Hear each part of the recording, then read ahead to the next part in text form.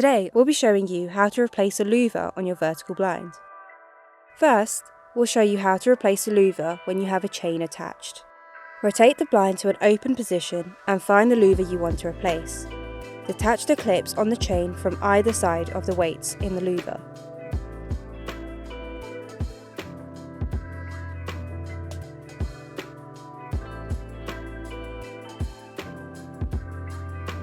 Now we can unclip the louver from the carrier trucks in the headrail.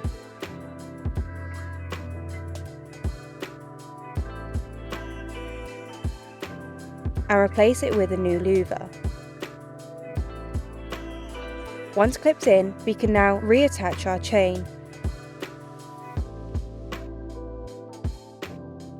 And your louver has been replaced. If you do not have a chain, all you have to do is unclip your old louver and attach a new one.